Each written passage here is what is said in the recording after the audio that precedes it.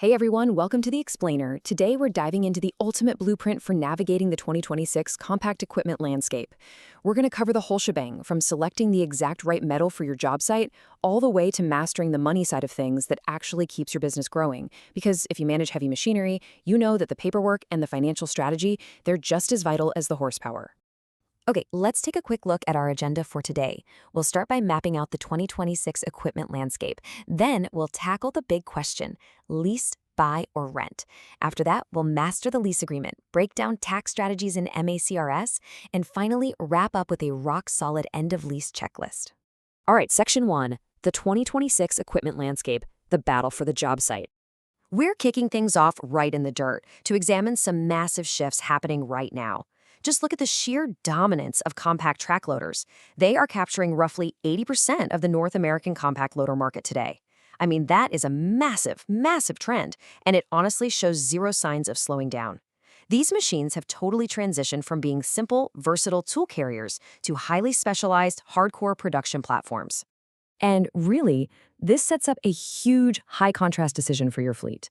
On one hand, tracks give you that incredible pushing power and flotation you absolutely need for mud, steep slopes, or land clearing. But hey, skid steers are definitely not obsolete. Tires are going to save you serious money and time on hard surfaces like asphalt and the concrete. So if you're doing snow removal or urban construction, they're perfect. It's really all about matching the machine exactly to your specific environment. Moving on to Section 2, lease, buy, or rent, pivoting from metal to money.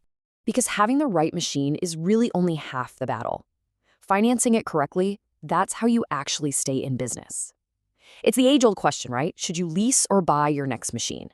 It's a choice that directly impacts your everyday cash flow and your operational flexibility. Buying means paying upfront or financing to own, locking up capital but building an asset. Leasing means using the machine for a set time with fixed, predictable monthly payments, without that massive upfront capital hit. So, when we put these options side by side, it paints a really clear picture. Leasing preserves your working capital. It keeps your cash in your pocket and keeps you in newer models, which means less downtime and way better fuel efficiency. On the flip side, buying builds long-term equity right there on your balance sheet. The best choice completely depends on your specific cash flow needs and exactly how hard you're going to run that particular piece of equipment.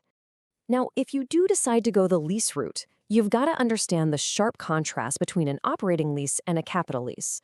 An operating lease is essentially an operating expense. It stays off your balance sheet, and it gives you maximum flexibility to just upgrade your equipment in a few years.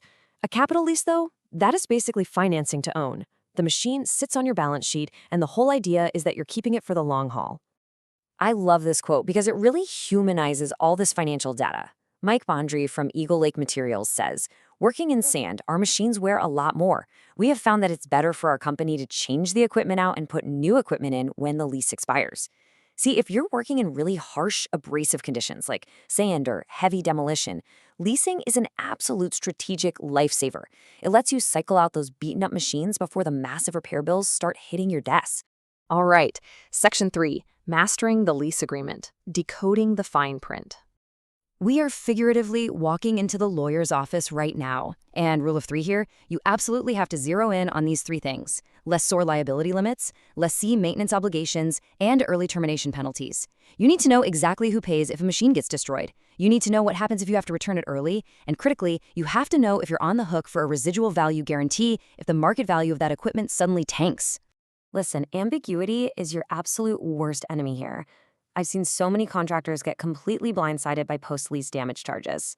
You have to explicitly define what ordinary wear and tear actually means to stop expensive post-lease lawsuits dead in their tracks. And a pro tip?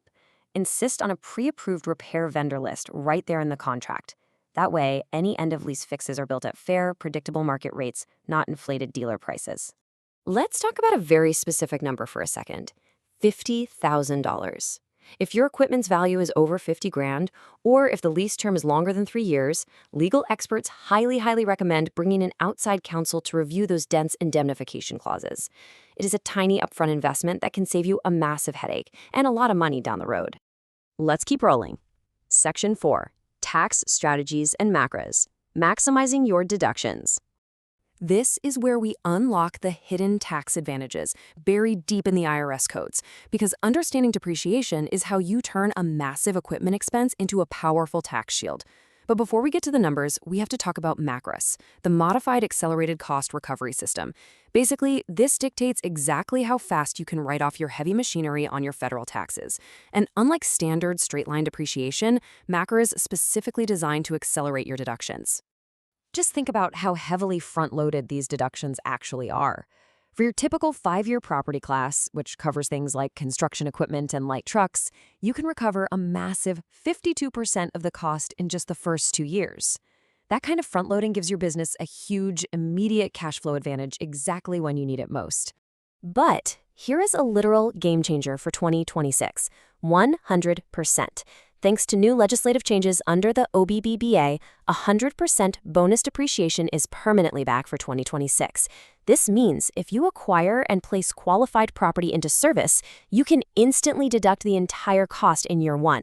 No joke, this completely flips the script on acquiring new machines this year, letting you wipe out the tax liability of the equipment cost immediately.